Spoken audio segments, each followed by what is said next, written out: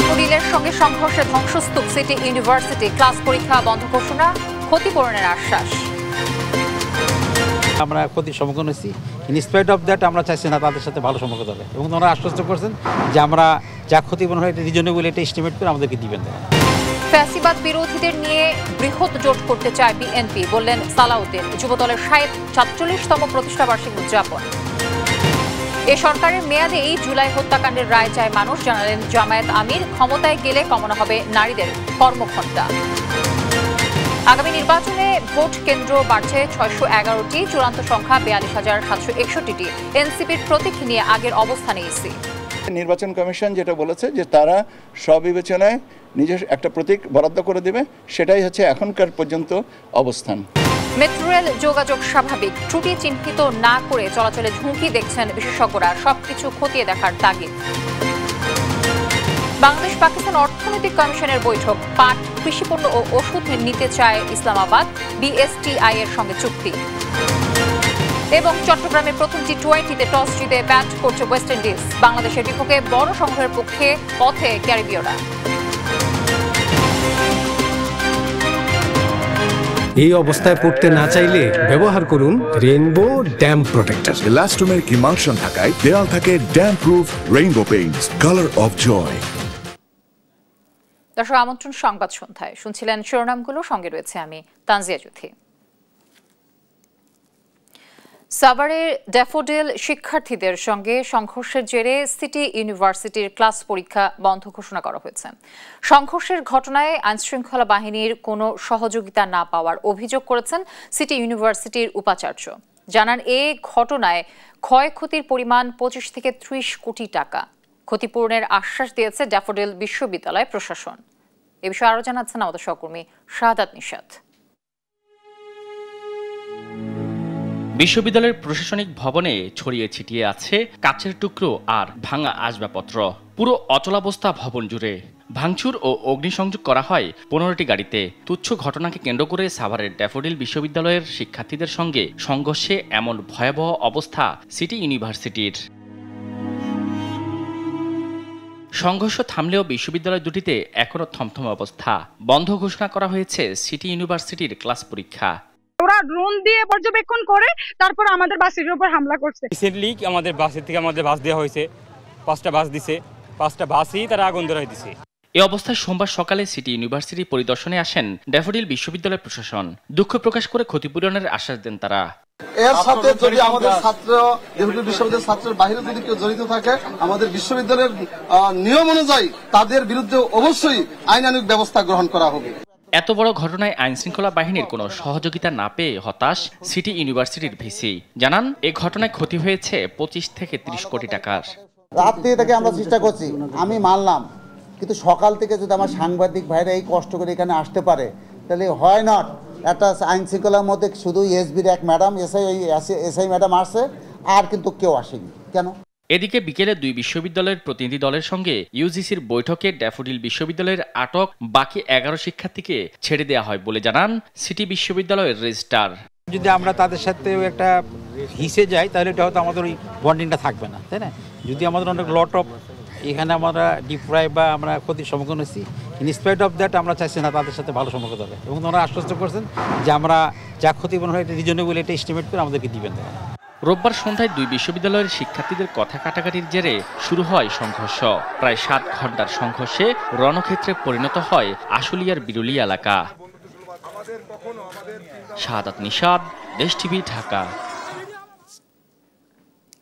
ফ্যাসিবাদ বিরোধী রাজনৈতিক আন্দোলনে থাকা দলগুলোকে নিয়ে বৃহৎ জোট করতে চায় বিএনপি, এমনটি জানিয়েছেন দলটির স্থায়ী কমিটির সদস্য সালাউদ্দিন আহমদ। আর জোটবদ্ধ দলগুলোকে পছন্দমতো প্রতীকে ভোট করার স্বাধীনতা দেওয়ারও দাবি জানান বিএনপির স্থায়ী কমিটির আরেক সদস্য আমির খসরু মাহমুদ চৌধুরী। সোমবার ভিন্ন ভিন্ন অনুষ্ঠানে যোগ দিয়ে এসব কথা বলেন তারা। নিয়াজ মোর্শেদের রিপোর্ট। জাতীয়তাবাদী যুবদলের ৪৭তম প্রতিষ্ঠাবার্ষিকী উপলক্ষে জিয়া উদ্যানে বহুদলীয় গণতন্ত্রের প্রবর্তক শহীদ রাষ্ট্রপতি জিয়াউর রহমানের সমাধিতে শ্রদ্ধা জানান যুবদলের বিভিন্ন ইউনিটের নেতাকর্মীরা। যোগ দেন কেন্দ্রীয় ও সাবেক নেতারাও। যুবদলের সাবেক নেতারা বলেন, জিয়াউর রহমানের হাতে করা এই সংগঠন সামনে আরও সুসংগঠিত হয়ে তরুণ সমাজের কল্যাণে কাজ করবে। যুবকের উদ্ভাবনী ক্ষমতা, সামনের পথ নির্দেশক সব মিলিয়ে আগামী নির্বাচনে জাতীয়তাবাদী যুবদল প্রার্থী হিসাবে এবং প্রার্থীর পক্ষে কাজ করা সৈনিক হিসাবে অনেক জোরালো গুরুত্বপূর্ণ ভূমিকা রাখবে। বর্তমান নেতৃত্বে জাতীয় যুবদল আরও শক্তিশালী হবে, আরও বেগবান হবে এবং যুব সমাজের মাঝে আরও ছড়িয়ে পড়বে। এ সময় বিএনপির স্থায়ী কমিটির সদস্য সালাউদ্দিন আহমদ বলেন, ফেসিবাদ বিরোধী রাজনৈতিক দলগুলোকে নিয়ে বৃহৎ জোট করার পরিকল্পনা করছে বিএনপি। পাশাপাশি আসনভিত্তিক যোগ্য প্রার্থীদের সঙ্গে কথা বলা হচ্ছে। আমরা একই মেসেজ দিতে চাই, যাতে আমাদের দলের ভিতরে ঐক্য থাকে, জাতির মধ্যে ঐক্য থাকে, যাদের সাথে আমরা যুগপৎ আন্দোলন করেছি এবং অন্যান্য একটা বৃহৎ জোটের জন্য আমরা চিন্তা করছি, সবাইকে নিয়ে ঐক্যবদ্ধভাবে যাতে আমরা আগামী এই নির্বাচনে ভোটার হতে পারি। তবে জাতির মধ্যে ঐক্যটাই হচ্ছে আমাদের সবচেয়ে বড় শক্তি। এদিকে রাজধানীর একটি হোটেলে ইকোনমিক রিফর্ম সামিটের উদ্বোধন শেষে বিএনপির স্থায়ী কমিটির আরেক সদস্য আমির খসরু মাহমুদ চৌধুরী বলেন, নির্বাচনী জোটের ক্ষেত্রে প্রতীকের স্বাধীনতা থাকা উচিত। তো এই চয়েসটা তো যিনি ক্যান্ডিডেট তার থাকতে হবে, তাই না? আমি মনে করি ওই রেস্ট্রিকশনটা ওই দেওয়াটা বোধহয় সঠিক না। আমার মনে হয় এই চয়েসটা একটা ক্যান্ডিডেটের থাকতে হবে, সে কি কোন মার্কাই করবে এটা তার নিজস্ব ব্যাপার। ওই রেস্ট্রিকশনের প্রয়োজন নাই, এটা তো আগেও ছিল না, সুতরাং নতুন করে এটা আনার কোনো কারণ আমি দেখতে পাচ্ছি না। আমি মনে করি না এই রেস্ট্রিকশনের কোনো প্রয়োজন আছে। রাজনৈতিক সংস্কৃতির পরিবর্তন না হলে কোনো পরিবর্তনই কাজে আসবে না বলেও মন্তব্য করেন আমির খসরু। বাংলাদেশের রাজনীতিতে সাংস্কৃতিক পরিবর্তন আনতে না পারলে। নিয়াজ মোরশেদ, দেশ টিভি, ঢাকা। ত্রয়োদশ সংসদ নির্বাচন সামনে রেখে ৪২,৭৬১টি ভোট কেন্দ্র নির্ধারণ করেছে নির্বাচন কমিশন, যা গত নির্বাচনের তুলনায় ৬১১টি বেশি। এসব কেন্দ্রে মোট ভোট কক্ষ ২,৪৪,৬৪৯টি, যা আগের বারের চেয়ে প্রায় ১৬,০০০ কম। দুপুরে আগারগাঁওয়ে নির্বাচন কমিশন সচিবালয়ে এক ব্রিফিংয়ে এসব তথ্য জানান কমিশনের সিনিয়র সচিব আক্তার আহমেদ। এনসিপিকে প্রতীক বরাদ্দ দেওয়ার ক্ষেত্রে কমিশন তার আগের অবস্থানে রয়েছে বলেও মন্তব্য করেন তিনি।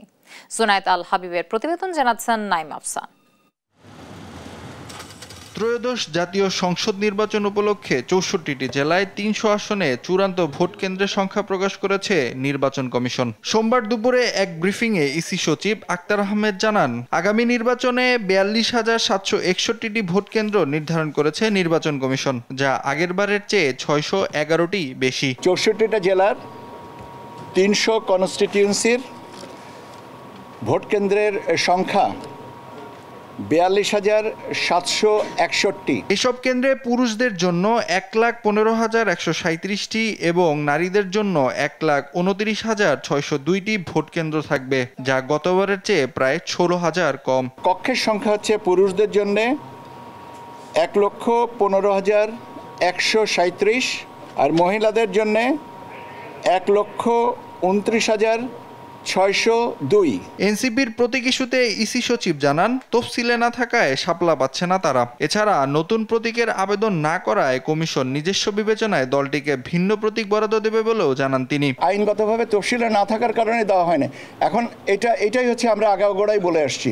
এখন আমি এই কথাটাই বলছি, তফসিলে না থাকলে দেওয়ার কোনো সুযোগ নেই। এখন তফসিলে কেন অন্তর্ভুক্ত করা হয়নি এটা কমিশন থেকে ভালো করে। তিনি আরও জানান, নির্বাচন প্রস্তুতিতে কিছুটা পিছিয়ে থাকলেও উদ্বিগ্ন হওয়ার মতো কিছু নেই। আরপিও সংশোধনের বিষয়টি কমিশন সিদ্ধান্ত নেবে বলেও জানান ইসি সচিব। দুশ্চিন্তাগ্রস্ত হওয়ার মতন কোনো কারণ আছে বলে মনে করি না। নাইম আফসান, দেশ টিভি, ঢাকা।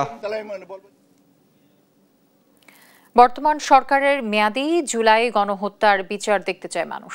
যুক্তরাষ্ট্রের নিউ ইয়র্কে এক অনুষ্ঠানে একথা বলেন জামায়াতের আমির ডাক্তার শফিকুর রহমান। পাশাপাশি ক্ষমতায় গেলে নারীদের কর্মঘণ্টা কমিয়ে ৫ ঘণ্টা করার প্রতিশ্রুতিও দেন তিনি।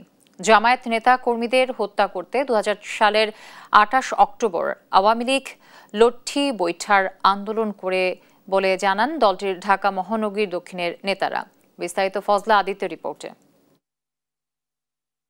স্থানীয় সময় সোমবার যুক্তরাষ্ট্রের নিউ ইয়র্ক সিটির অ্যাস্টোরিয়া ওয়ার্ল্ড মিনারে কোয়ালিশন অফ বাংলাদেশ আমেরিকান অ্যাসোসিয়েশনের আয়োজনে এক গণসংবর্ধনায় যোগ দেন বাংলাদেশ জামায়াত ইসলামের আমির ডক্টর শফিকুর রহমান।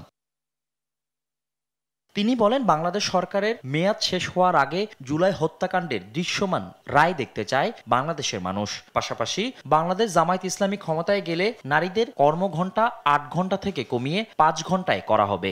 আমরা ইনশাআল্লাহ যদি এই সুযোগ পাই, মাদেরকে বাড়তি আর একটু সম্মান করব, যেটা হবে তাদের প্রতি ইনসাফ। ক্ষেত্র বিশেষে একজন পেশাজীবী হিসেবে দায়িত্ব পালন করছেন, আমারও 8 ঘন্টা, তারও 8 ঘন্টা, এটা কি তার উপর অবিচার নয়? আমরা গেলে ইনশাল্লাহ তাদের কর্মঘণ্টা কমিয়ে দেব। এদিকে সোমবার দুপুরে ঢাকার পুরানা পল্টনে বাংলাদেশ জামায়াত ইসলামী ঢাকা মহানগর দক্ষিণের উদ্যোগে এক মতবিনিময় সভার আয়োজন হয়। অনুষ্ঠানে দলটি নায়েবে আমির অধ্যাপক মুজিবুর রহমান বলেন, জামায়াত ইসলামী নেতাকর্মীদের হত্যার উদ্দেশ্যে 2006 সালের 28 অক্টোবর লগি বইটার কর্মসূচি দেয় আওয়ামী লীগ। ইসলামকে কায়েম করার জন্য সংগ্রাম চলছে এবং চলবে ইনশাআল্লাহ। বাংলাদেশে এই শাহাদাতের চেতনা নিয়ে অনেক ঘটনা অতীতে ঘটেছে। 2006 সালের 28 অক্টোবর এটা ছিল তার অন্যতম একটা উদাহরণ। তিনি বলেন, পিআর পদ্ধতি চালু হলে নির্বাচন কেন্দ্রিক সন্ত্রাসী সংস্কৃতি সমাপ্তি হবে। ফজলে আদিত্য, দেশ টিভি, ঢাকা। আগামী জাতীয় সংসদ নির্বাচন অবাধ, সুষ্ঠু ও নিরপেক্ষ করতে পুলিশের ভূমিকা সর্বাগ্রে ও সর্বাধিক গুরুত্বপূর্ণ বলে মন্তব্য করেছেন স্বরাষ্ট্র উপদেষ্টা মোহাম্মদ জাহাঙ্গীর আলম চৌধুরী। সোমবার সকালে রাজধানীতে পুলিশ সদর দপ্তরে আয়োজিত বিশেষ অপরাধ পর্যালোচনা সভায় প্রধান অতিথির বক্তব্যে তিনি কথা বলেন। উপদেষ্টা বলেন, সবার প্রত্যাশা বাংলাদেশ পুলিশ সামনের জাতীয় নির্বাচনে এমন এক মানদণ্ড স্থাপন করবে যা শুধু দেশেই নয়, আন্তর্জাতিক অঙ্গনেও প্রশংসিত হবে। এ লক্ষ্যে বাংলাদেশ পুলিশ সহ বর্তমান অন্তর্বর্তী সরকার কাজ করে যাচ্ছে। তিনি আরও বলেন, পুলিশের ওপর আক্রমণ কোনো অবস্থাতেই সহ্য করা হবে না। এ ব্যাপারে দ্রুত আইনি ব্যবস্থা নেওয়ার জন্য তিনি সংশ্লিষ্টদের নির্দেশনা দেন।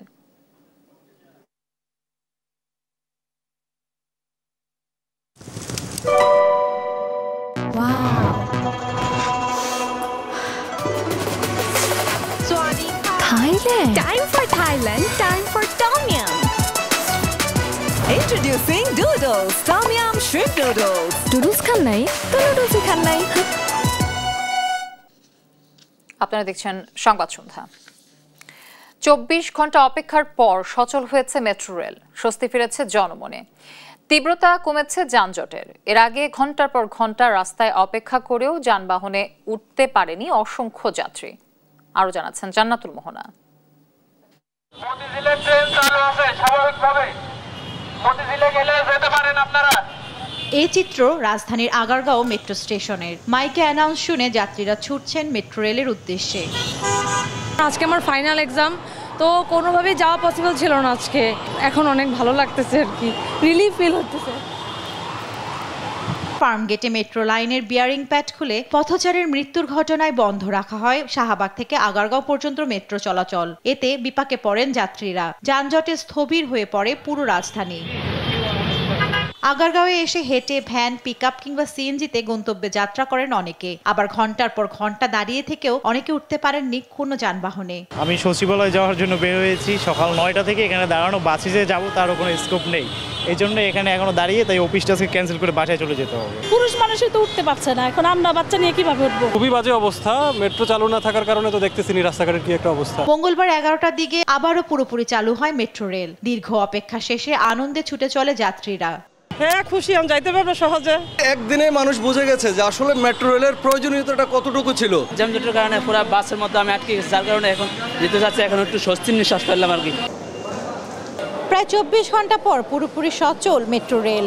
তীব্র যানজটের ভোগান্তি থেকে রেহাই পেল নগরবাসী। অবকাঠামোগুলো যথাযথ রক্ষণাবেক্ষণে কর্তৃপক্ষের সুনির্দিষ্ট পদক্ষেপ দেখতে চান তারা। আগারগাঁও মেট্রো স্টেশন থেকে জান্নাতুল মোহনা, দেশ টিভি, ঢাকা। মেট্রো রেল পিলারের বিয়ারিং প্যাড খুলে পড়ার পেছনে নকশায় ত্রুটি, অব্যবস্থাপনা এবং রক্ষণাবেক্ষণের অভাবকে দুষছেন বিশেষজ্ঞরা। তারা বলছেন, ত্রুটি চিহ্নিত না করে মেট্রো রেল চলাচল ঝুঁকি বাড়াবে। শুধু বিয়ারিং প্যাড নয়, সব কিছু ঠিক আছে কিনা তা খতিয়ে দেখার তাগিদও দিয়েছেন তারা। সে সঙ্গে মেট্রো রেলের নকশার পূর্ণ মূল্যায়নের পরামর্শ তাদের। ঝর্ণা রায়ের প্রতিবেদনে বিস্তারিত। মেট্রো রেলের উড়ালপত্রকে বলা হয় ভায়াডাক্ট। এর ওপরেই বসানো হয় রেল লাইন সহ অন্যান্য সামগ্রী, আর ভায়াডাক্ট বসানো হয় পিলার বা পিয়ারের উপর। কংক্রিটের তৈরি ভায়াডাক্ট ও পিয়ারের ঘর্ষণের কারণে স্থানচ্যুত হলে ঘটতে পারে দুর্ঘটনা। সেই শঙ্কা থেকে ভায়াডাক্ট ও পিলারের সংযোগে বসানো হয় রাবার ও স্টিলের তৈরি বিয়ারিং প্যাড। মেট্রো রেল চালুর পর গেল বছরের 18 সেপ্টেম্বর ফার্মগেট এলাকায় খুলে পড়ে একটি বিয়ারিং প্যাড। ওই ঘটনায় কেউ হতাহত না হলেও মেট্রো চলাচল 11 ঘন্টা বন্ধ রাখা হয়। এক বছরের মাথায় আবারও খুলে পড়েছে বিয়ারিং প্যাড। রোববার দুপুরে এ ঘটনায় প্রাণ হারায় আবুল কালাম নামে এক যুবক। প্রায় একই জায়গায় এমন দুর্ঘটনায় কৌতূহল ও উদ্বেগ এই বিয়ারিং প্যাড নিয়ে। তবে দুর্ঘটনার পেছনে নকশাগত ত্রুটি থাকতে পারে বলে মনে করছেন বিশেষজ্ঞরা। বিয়ারিং প্যাড অনেক পুরাতন প্রযুক্তি, এখন পট বিয়ারিং চলে আসছে, সেটাও 100 বছর পুরাতন প্রযুক্তি। তো সেটাও আমরা অ্যাডপ্ট করলাম না। এটা অনেকটা একটা পার্মানেন্ট একটা ত্রুটি বা ফ্যাটাল ড্যামেজ হয়ে গেছে। এখান থেকে শিক্ষা নিতে হবে। আপাতত আমি যেটা দেখছি, যেহেতু এখানে নকশায় ত্রুটি আছে, এই ত্রুটি নিয়ে তো বসে থাকলে হবে না। এই ত্রুটি নিয়েই নির্মাণ হয়ে গেছে, এখন তো একটা কারেকশন করতে হবে। আমার বিয়ারিং প্যাড আয়তকার একটা বিষয়, এখানে যেখানে নাটবল্টু দিয়ে আটকানো দরকার আটকা রাখতে হবে যেন সে সরে না যেতে পারে, এমনকি বাইরের দিক থেকে লোহার একটা খাঁচা দেওয়া যেতে পারে সে যেন পড়ে না যায়। মেট্রো রেলের এই বিয়ারিং প্যাডের মান নিয়ে 2020 সালে প্রশ্ন উঠলে পরীক্ষা চালায় বুয়েট। এতে দেখা যায় প্রকল্পের উত্তরা আগারগাঁও অংশে ব্যবহারের জন্য আমদানি করা বিয়ারিং প্যাডের একটি অংশ মানসম্মত নয়। সেই বিয়ারিং প্যাড ব্যবহার করা হয়েছে কিনা তাও খতিয়ে দেখার তাগিদ এই বিশেষজ্ঞের। একই সঙ্গে নকশার স্বাধীন অডিটের পরামর্শ দেন তিনি। যদি 2-3টা বিয়ারিং প্যাড একসাথে সরে যায়, উপরের ট্রেন পরিচালনা সেটা কিন্তু আরও বিরাট ঝুঁকিতে পড়বে। তখন হতাহতের ঘটনা কিন্তু বহুমাত্রিকভাবে হবে। এটা মাথায় রেখে আমি মনে করি কর্তৃপক্ষর কারেকশনটা করা, এবং শুধুমাত্র স্ট্রেট সেগমেন্ট না, স্ট্রেট সেগমেন্টে নকশায় যেহেতু ভুল আছে, কিন্তু আমার যে বাগ ছাড়াও যে স্ট্রেট যে সেগমেন্টগুলি আছে সেখানে আমি যেটা বললাম প্যাকেজ 3 এবং 4-এর আন্ডারে যে আমার বিয়ারিং প্যাডগুলি আনা হয়েছিল সেটা যদি ব্যবহার হয়ে থাকে তাহলে সেটাও কিন্তু একটা বড় ঝুঁকি। তো যেহেতু তদন্ত কমিটি হয়েছে, আমার ধারণা তারা এটাও তদন্ত করবে। বর্তমানে মতিঝিল থেকে উত্তরা পর্যন্ত মেট্রো রেলের 620টি পিলার রয়েছে। প্রতিটি পিলারে 4টি হিসেবে মোট বিয়ারিং প্যাড আছে 2480টি। তাই ত্রুটি চিহ্নিত না করে মেট্রো রেল চলাচলে ঝুঁকি দেখছেন এই বিশেষজ্ঞ। ঝর্ণা রায়, দেশ টিভি, ঢাকা। মেট্রো রেল দুর্ঘটনার পর যাত্রীর চাপ বেড়েছে বাসের উপর। দর্শক, এই মুহূর্তের চিত্র জানাতে রাজধানীর ফার্মগেট থেকে যুক্ত হচ্ছেন সহকর্মী AH হিমেল। হিমেল, মেট্রো রেল চলাচল এবং গণপরিবহন চলাচল সম্পর্কে কি তথ্য দিতে পারবেন আমাদেরকে? যদি আপনি জানেন, গতকাল যে ফার্মগেট যে ঘটনাটি ঘটেছে, অর্থাৎ মেট্রো রেলের যে বেয়ারিং প্যাড খুলে গিয়েছে, তারপর যে পথচারীর মৃত্যু হলো, তারপরও কিন্তু মেট্রো রেল কর্তৃপক্ষ কিন্তু আগারগাঁও যে স্টেশনটি আছে সেটি জুড়ে এবং শাহবাগের যে অংশটি আছে সেটি কিন্তু বন্ধ করে দেয়। আমরা সন্ধ্যার পর থেকে যে মেট্রো রেলের অবস্থা দেখছি, আমরা মেট্রো রেলের কর্তৃপক্ষের সাথে কথা বলি, তারা যেটি বলছেন যে দীর্ঘ 23 ঘন্টা পর কিন্তু মেট্রো রেলের যে মতিঝিল থেকে উত্তরার যে মেট্রো চলাচল সেটা কিন্তু স্বাভাবিক রয়েছে।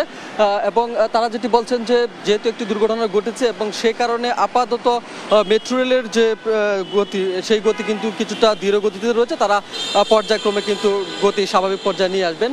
আরেকটি বিষয় আমরা দেখেছি যে মেট্রো রেলের নিচে অর্থাৎ আগারগাঁওয়ের যে রাস্তাটি আছে, এই মেট্রো রেলের চলাচলে বিঘ্ন ঘটার কারণে কাজীপাড়া, মিরপুরের কাজীপাড়া, শেওড়াপাড়া, বিজয় সরণি, ফার্মগেট থেকে শুরু করে কারণবাজার পর্যন্ত গতকাল কিন্তু প্রচণ্ড জ্যাম আমরা লক্ষ্য করেছি।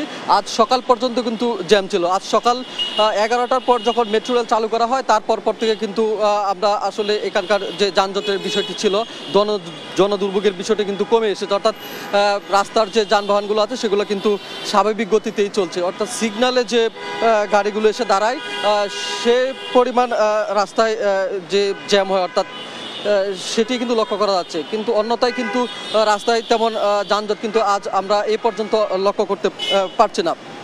রাজধানীর যে আগারগাঁওয়ের যে মেট্রো স্টেশন ছিল সেই মেট্রো স্টেশন জুড়ে অর্থাৎ ফার্মগেট থেকে শুরু করে কারণবাজার, মিরপুর, শেওড়াপাড়া, কাজীপাড়ার যে রাস্তাটি সেটির মেট্রো রেল বন্ধের কারণে যে সড়ক যে রাস্তাটি রয়েছে সড়ক পথে কিন্তু বেশ যানজট ছিল, কিন্তু এই মুহূর্তে মেট্রো রেল স্বাভাবিক পর্যায়ে চলাচলের কারণে কিন্তু এই মুহূর্তে আমরা কোনো ধরনের জনদুর্ভোগ এবং যানজটের বিষয় আমরা দেখতে পাচ্ছি না।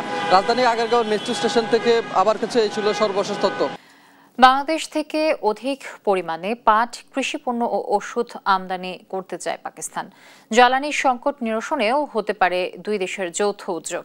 বাংলাদেশ পাকিস্তান যৌথ অর্থনৈতিক কমিশনের বৈঠক শেষে এমন কথা বলেন পাকিস্তানের জ্বালানি মন্ত্রী আলী পারভেজ মালিক। 2 দশক পর বাংলাদেশ পাকিস্তান নবম জেসি বৈঠকে আলোচনা হয় কৃষি, তথ্য প্রযুক্তি, খাদ্য, বিমান ও নৌ যোগাযোগ সহ বিভিন্ন বিষয়ে। রিয়াজ সাজানের রিপোর্ট। স্বাধীনতার পর বাংলাদেশ পাকিস্তান কূটনৈতিক সম্পর্ক পুনর্স্থাপনের লক্ষ্যে 1978 সালে ইসলামাবাদে প্রথমবার অনুষ্ঠিত হয় যৌথ অর্থনৈতিক commission.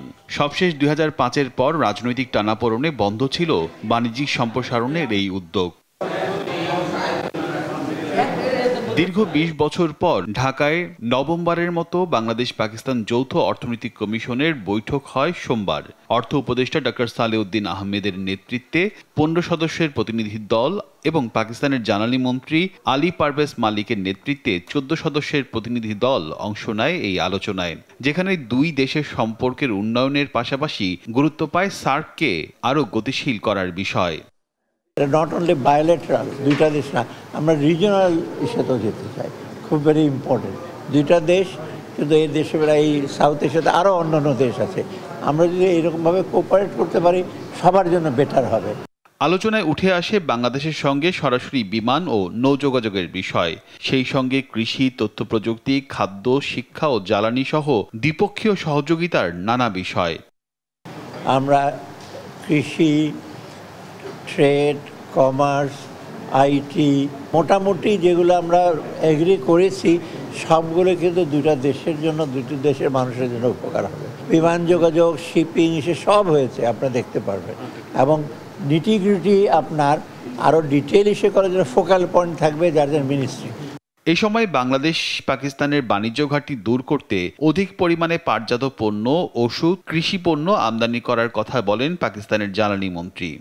There were many areas beyond jute, because as you know, jute is something that Pakistan continues to import from Bangladesh, and we will also look into agricultural cooperation, what opportunities are there to source additional agricultural products.